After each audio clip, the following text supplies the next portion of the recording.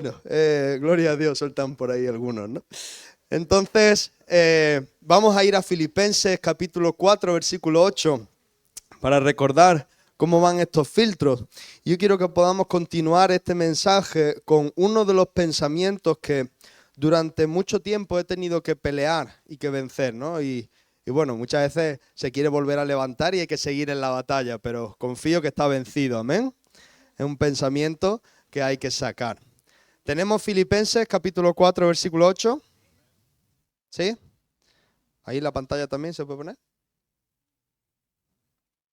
Dice, por lo demás, hermanos, todo lo que es verdadero, todo lo honesto, todo lo justo, todo lo puro, todo lo amable, todo lo que es de buen nombre. Si hay virtud alguna, si algo digno de alabanza, en esto pensa.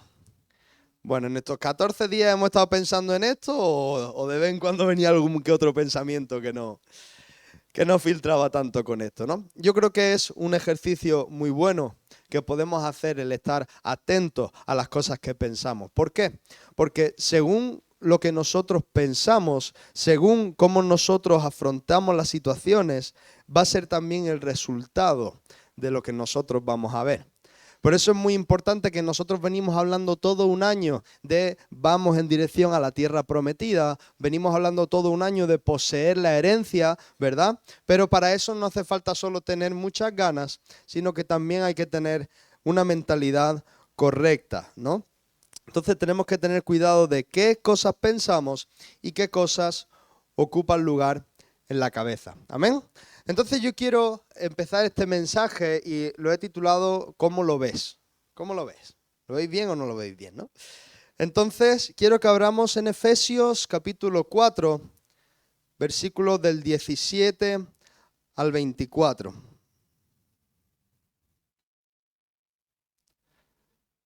Efesios capítulo 4, del 17 al 24. ¿Lo tenéis?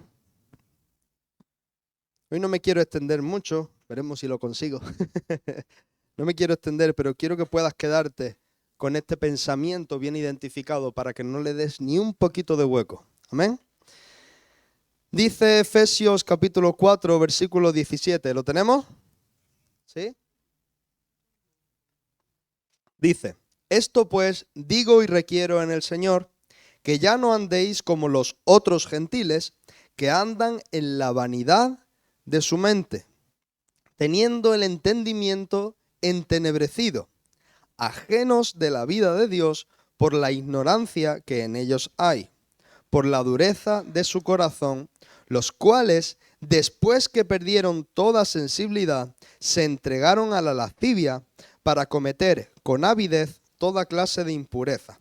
Unos palabrejos un poco complicados, ¿no? Pero básicamente ignoran al Señor y ya se vuelven insensibles a las cosas malas. Mas vosotros no habéis aprendido así a Cristo.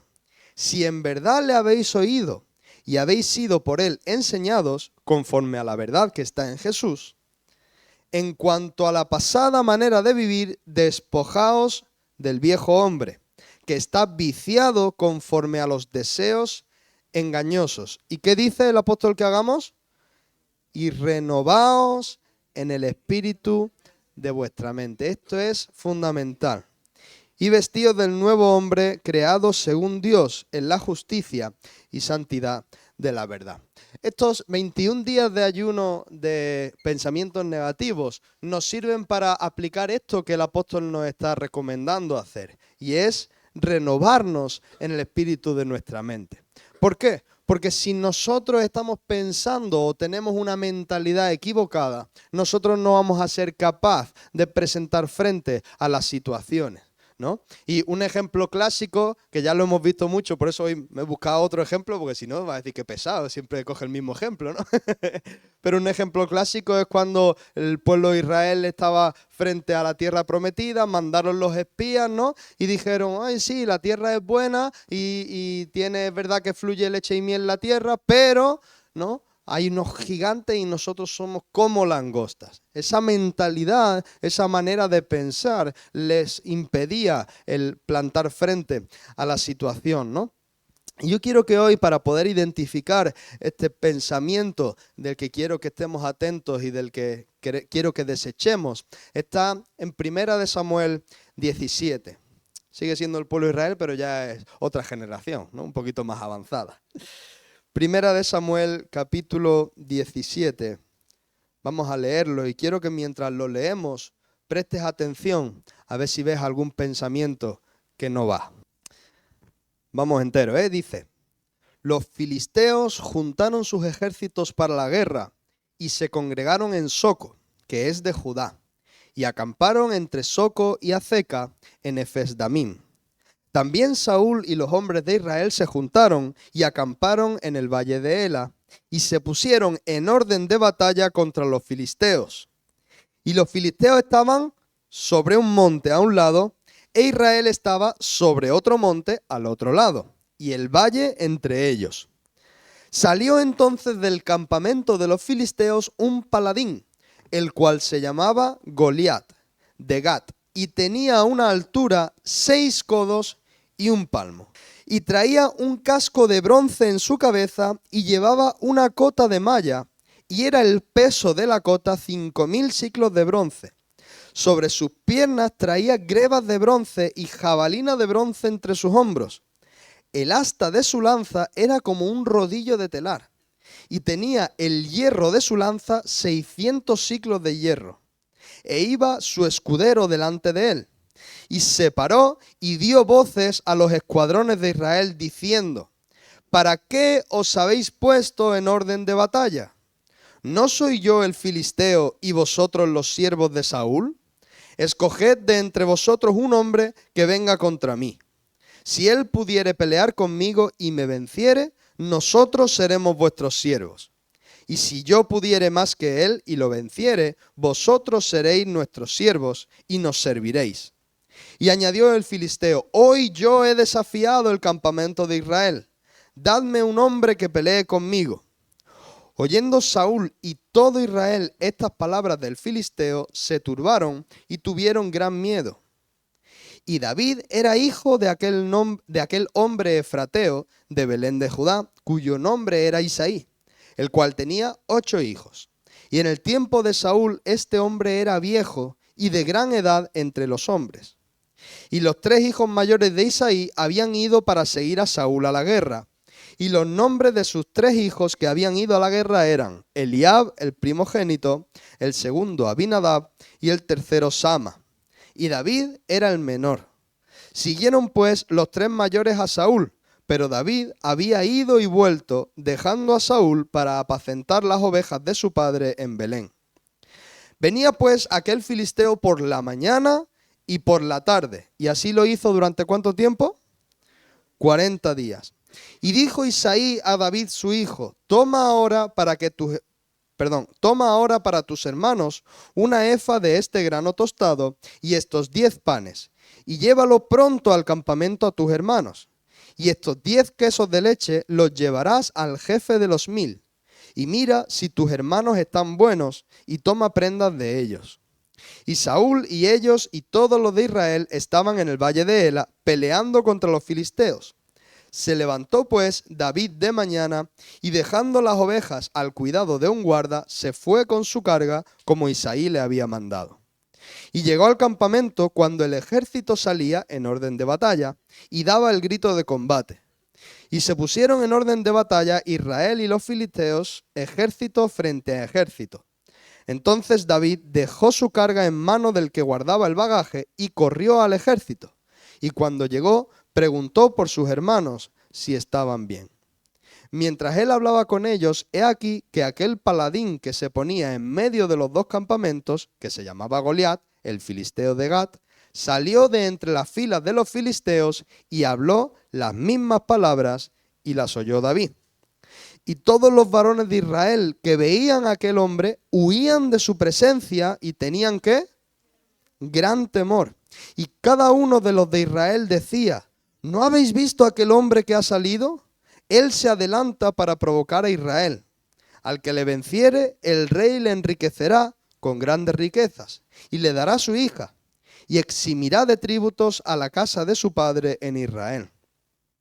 Entonces habló David a los que estaban junto a él, diciendo: ¿qué harán al hombre que venciere a este filisteo y quitare el oprobio de Israel? Porque ¿quién es este filisteo incircunciso para que provoque a los escuadrones del Dios viviente? Y el pueblo le respondió las mismas palabras, diciendo: así se hará al hombre que le venciere. Y oyéndole hablar Eliab, su hermano mayor, con aquellos hombres, se encendió en ira contra David y dijo: ¿para qué has descendido acá? ¿Y a quién has dejado esas pocas ovejas en el desierto? Yo conozco tu soberbia y la malicia de tu corazón, que para ver la batalla has venido. David respondió: ¿qué he hecho yo ahora? ¿No es esto mero hablar? Y apartándose de él hacia otros, preguntó de igual manera, y le dio el pueblo la misma respuesta que antes. Fueron oídas las palabras que David había dicho, y las refirieron delante de Saúl, y él lo hizo venir. Y dijo David a Saúl: no desmaye el corazón de ninguno a causa de él. Tu siervo irá y peleará contra este filisteo. Dijo Saúl a David: no podrás tú ir contra aquel filisteo para pelear con él, porque tú eres muchacho, y él un hombre de guerra desde su juventud. David respondió a Saúl: tu siervo era pastor de las ovejas de su padre, y cuando venía un león o un oso y tomaba algún cordero de la manada, salía yo tras él y lo hería, y yo lo libraba de su boca, y si se levantaba contra mí, yo le echaba mano de la quijada y lo hería y lo mataba. Fuese león, fuese oso, tu siervo lo mataba, y este filisteo incircunciso será como uno de ellos, porque ha provocado al ejército del Dios viviente. Añadió David: Jehová, que me ha librado de las garras del león y de las garras del oso, él también me librará de las manos de este filisteo. Y dijo Saúl a David: ve, y Jehová esté contigo. Versículo 38, y Saúl vistió a David con sus ropas, y puso sobre su cabeza un casco de bronce, y le armó de coraza, y ciñó David su espada sobre sus vestidos, y probó a andar, porque nunca había hecho la prueba. Y dijo David a Saúl: yo no puedo andar con esto, porque nunca lo practiqué. Y David echó de sí aquellas cosas, se las quitó. Y tomó su cayado en su mano, y escogió 5 piedras lisas del arroyo, y las puso en el saco pastoril, en el zurrón que traía, y tomó su honda en su mano, y se fue hacia el filisteo. Versículo 41, y el filisteo venía andando y acercándose a David, y su escudero delante de él. Y cuando el filisteo miró y vio a David, le tuvo en poco, porque era muchacho y rubio y de hermoso parecer. Y dijo el filisteo a David: ¿soy yo perro para que vengas a mí con palos? Y maldijo a David por sus dioses. Dijo luego el filisteo a David: ven a mí, y daré tu carne a las aves del cielo y a las bestias del campo. Entonces dijo David al filisteo: tú vienes a mí con espada y lanza y jabalina, mas yo vengo a ti en el nombre de Jehová de los ejércitos, el Dios de los escuadrones de Israel, a quien tú has provocado. Jehová te entregará hoy en mi mano, y yo te venceré, y te cortaré la cabeza, y daré hoy los cuerpos de los filisteos a las aves del cielo y a las bestias de la tierra, y toda la tierra sabrá que hay Dios en Israel, y sabrá toda la congregación de Jehová, no salva con espada y con lanza, porque de Jehová es la batalla, y él os entregará en nuestras manos, ¿no?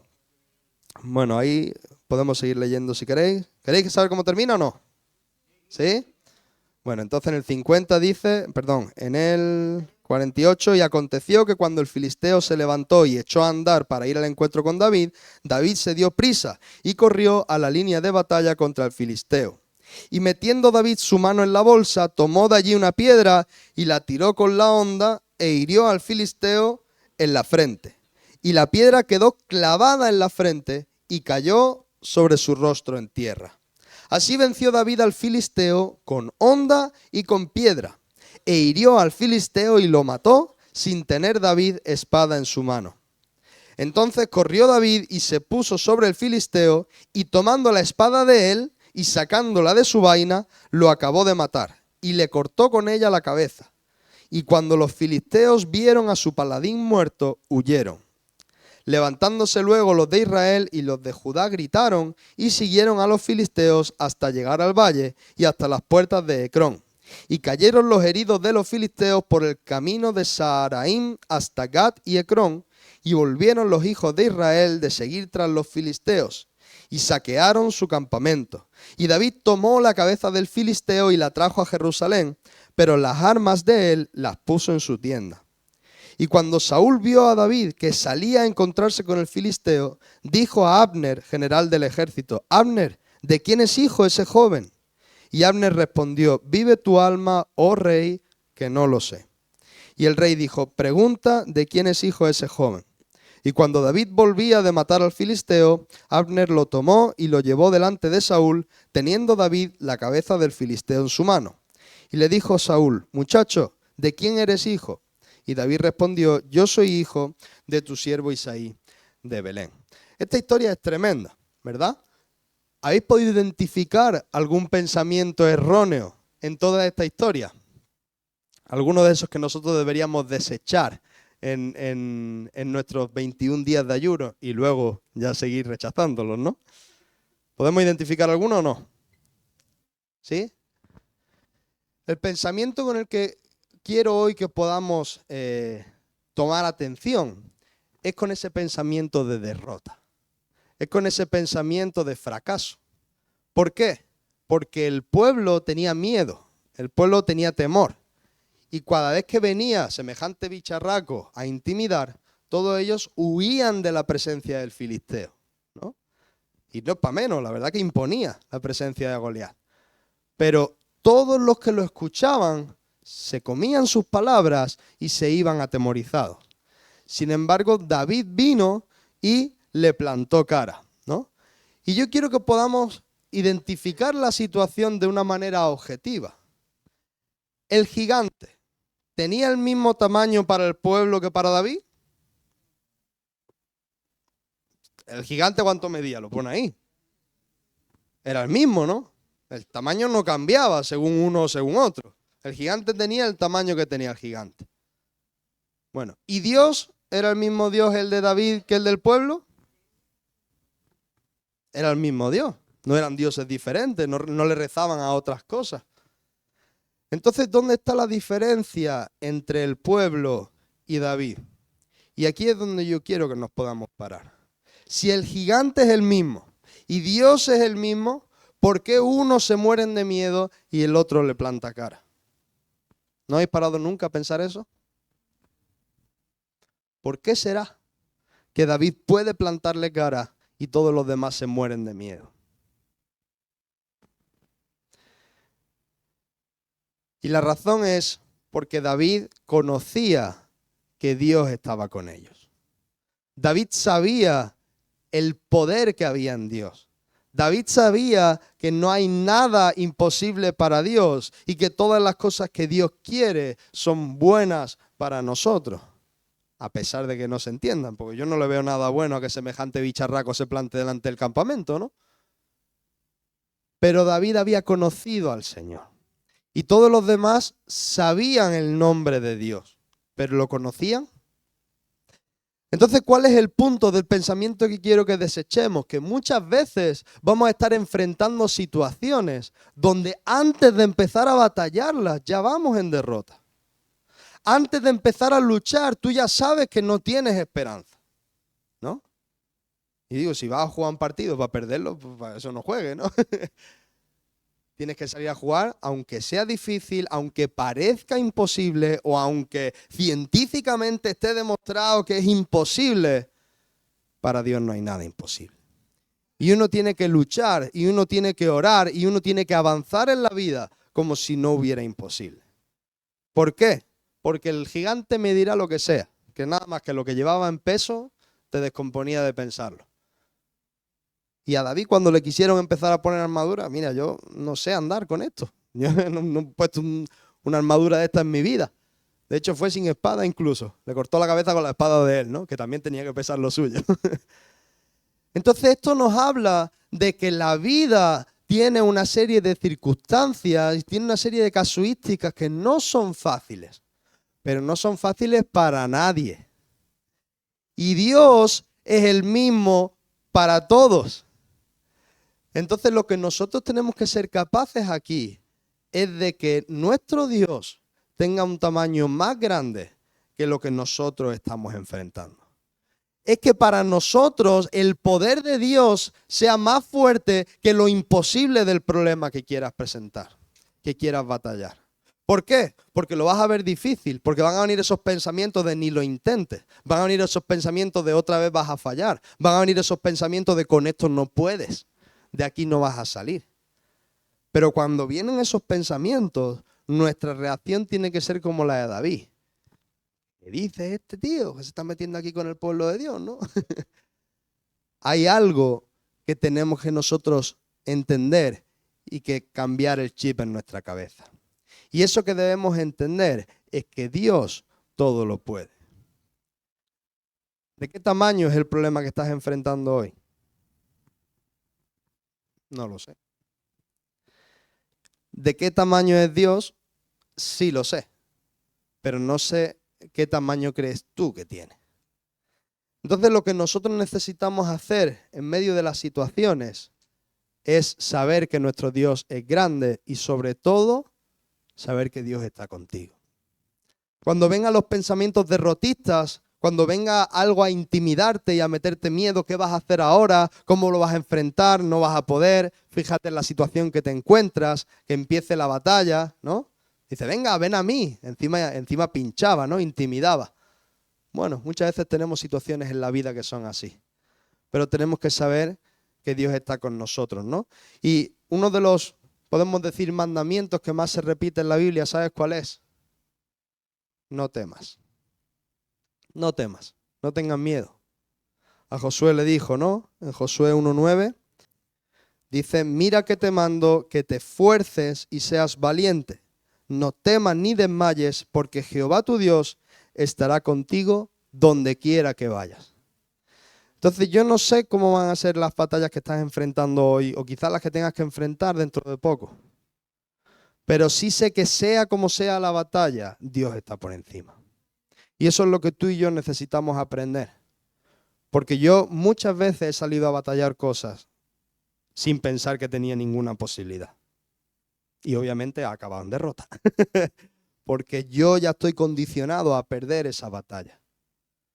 Entonces me da igual lo grande que sea tu problema. Obviamente puedo sentir compasión. Pero lo grande de tu problema no me implica nada. Yo quiero que puedas entender lo grande de tu Dios, que es el que te va a permitir salir adelante. ¿Sabes por qué David le plantó cara? Porque David conocía al Señor. Y en estos días en los que tenemos que sacar esos pensamientos negativos, lo que hacemos cuando sacamos un pensamiento es, tenemos que llenarlo con la palabra de Dios. Y yo quiero dejarte estos 5 versículos que te puedan ser una herramienta para cuando venga un pensamiento de derrota, para cuando vengas a sentirte un fracasado, para cuando venga a intimidarte, tú puedas tener esas armas del Señor a mano. Amén.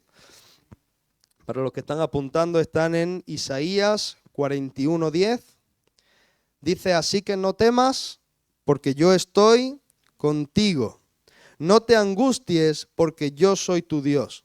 Te fortaleceré y te ayudaré, te sostendré con mi diestra victoriosa. En el Salmo 56:3, el mismo David dice, es lícito, ¿no? Cuando siento miedo, pongo en ti mi confianza. En Filipenses 4, del 6 al 7, un poquito antes de los filtros que hablábamos al principio, ¿verdad?